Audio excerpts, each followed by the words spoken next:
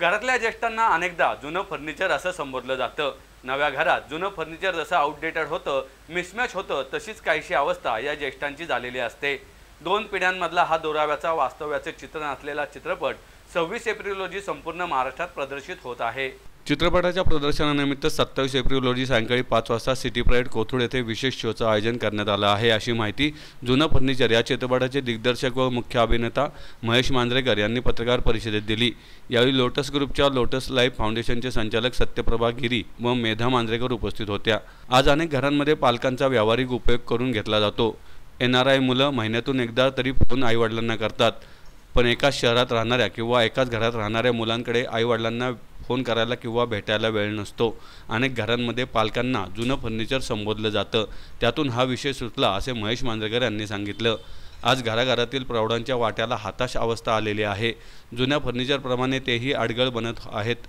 थोडी उसंत काढून या अडगळीकडे एकदा नीट पाहायला हवं। अडगळीमधला समृद्ध वारसा शोधत त्याच्याशी कनेक्ट व्हायला हवं। सत्यसाई फिल्म्स आणि स्कायलिंग एंटरटेनमेंट प्रस्तुत जुनं फर्निचरचे यतीन जाधव हे निर्माते आहेत। याची कथा पटकथा संवाद महेश मांजरेकर यांचे आहेत। यामध्ये महेश मांजरेकर, मेधा मांजरेकर, सचिन खेडेकर, भूषण प्रधान यांच्या भूमिका आहेत। दिग्दर्शक महेश मांजरेकर यांचे जुने फर्निचर चित्रपटातील 71 वर्षाचा गोविंद श्रीधर पाठक हा म्हातारा व्यवस्थेचा आव्हान देताना म्हणतो की या म्हाताऱ्याला अडवूनच दाखवा। आपल्या पत्नीच्या निधनाचा ठपका आपल्या मुलांवर ठेवत कोर्टामध्ये नुकसान भरपाईचा दावा करतो। यामध्ये गोविंद पाठक अँग्री यंग मॅनच्या आवेशातही दिसतो। लोटस ग्रुपच्या लोटस लाईफ फाउंडेशनचे संचालक सत्यप्रभा गिरी यांनी सांगितलं की आमचे फाउंडेशन मराठी संस्कृती जपणारे असून ज्येष्ठांचे प्रश्न व त्यांच्या समस्यांवर काम करते। त्याच धर्तीवर हा चित्रपट असल्याने 27 एप्रिल रोजी सायंकाळी 5 वाजता सिटी प्राईड कोथरूड येथे विशेष शोचं आयोजन करण्यात आलं आहे।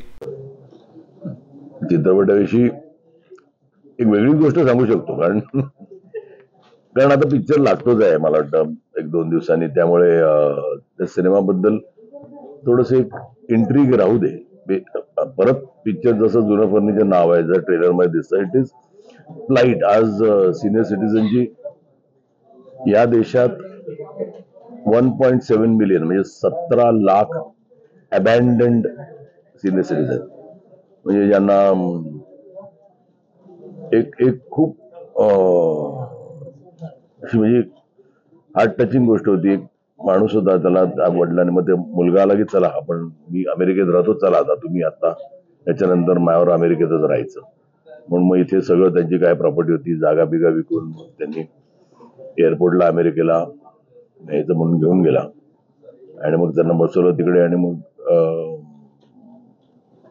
गेला, म्हणाला पाणी घेऊन येतो आणि ते बिचारे बसले तिकडे तास 2 तास, त्यांना कळे ना। मग विचारलं काय, तर त्यांना कळलेलं त्यांना तिकडे एअरपोर्टवर ठेवून अमेरिकेला निघून गेलेला। असे कित्येक बीटी स्टेशनला येऊन सोडून जातात, पाणी आणायला जातो म्हणून सोडून जातात, वारीमध्ये सोडतात। म्हणजे त्यांना काय, कसं काय विकृती आहे म्हणजे। आणि मला असं वाटतं की कोणीतरी असं एक अपील केलं ना, हल्ली मला ना, मी ना फार ॲनिमल लवर नाही, म्हणजे मला त्रास होत नाही ॲनिमलचा, पण फार नाही। मला वाटतं आपण आधी माणसं जपूया आणि मग, पण ना मी खूप वेळा असं त्या इडियट फोनवर कधी कधी ते अरे हा अडॉप्ट करतोय काऊन कुत्रा, आणि मग त्याला अडॉप्ट करायला साधारण 50 रुपये असतात। तसंच आपण ह्यांचं पण करू शकतो। खूप लोक आहेत की ज्यांना घरात आजोबा आवडेल ठेवायला, पण कुठेतरी आपली सेन्सिटिव्हिटी कमी झाली आहे का? म्हणजे मी माझ्या आयुष्यात आलेला एक माणूस म्हणजे खूप, मी त्याला मी जवळजवळ त्या काळात जन्माला आलो जेव्हा टीव्ही नव्हता, 72ला टीव्ही आला, मी 14 वर्षाचा असताना टीव्ही आला, आणि हे कसं शक्य आहे, याच्यात मी महिनाभर त्या टीव्ही समोर बसून राहायचो, काही चाललं तर बघायचो की हे कसं शक्य आहे। मग आमच्याकडे काळा फोन होता, आमच्याकडे नव्हताच तो, आणि म्हणजे माझ्या लहानपणी आम्ही फोन अप्लाय केलेला 500 रुपये भरून MTNL मध्ये, वेटिंग लिस्ट मला 25 वर्ष सांगितलेली। 52 घरं होती आमच्या कॉलनीत, त्यात 4 फोन होते। मग ते 4 फोन सगळ्यांनी वाटून घेतलेले केअर ऑफ नंबर म्हणून, आणि मग आला फोन की मग तिकडून कोणतरी माणूस यायचा, काय मस्त दिवस होते, काही प्रॉब्लेमच नव्हता ना, आम्ही कुठे जातो काय जातो। हल्ली जे काय, अरे कुठे आहेस, म्हणजे पॅनिक होतात ना की मोबाईल नसला तर, म्हणजे बॅटरी समजा आली 20च्या खाली की ह्यांना जवळजवळ हार्ट अटॅक येतो मुलांना. Battery battery 20%, 20%. काही हातात फोन पण नसायचा आमच्या. पण ते दिवस, असा एक माणूस त्यावेळेला होता ज्याच्या घरी फोन होता आणि त्याची घरी सगळ्यांना सांगून ठेवलेलं की कधीच कोणाला सांगायचं नाही की बोलवायला कोणी नाहीये. तुम्ही उचललात ना फोन, मग दरवाजा आड करा आणि त्याला जाऊन बोलवणार. असा माणूस. मला कॉलेजला तो रोज माझी वाट बघायचा. मला तो स्वतः खूप मोठ्या पोस्ट होता मॅनेजमेंट. तो ऑफिसला उतरला की मला ऑफिस सोडायचा. कॉलनीत काही फंक्शन असेल तो सांगायचा की काय वर्गणी विरगणी घेतात, कोणाला फोर्स करू नका, तुम्हाला जेवढे कमी होते मी. एकदा मला अचानक फोन आला की ते ओल्ड एज होम मध्ये.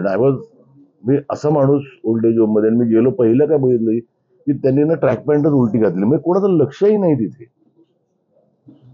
आणि तिकडे सगळंच इतकं सॅड होतं ना, म्हणजे म्हणजे रडत होते काही लोक तिकडे की आम्हाला आणून टाकलं इथे. काय अक्कल आहे हा शब्द होता. तर ते इट वॉज पथेटिक. म्हणजे एवढं काय आहे की तुम्ही नाही काळजी घेऊ शकत.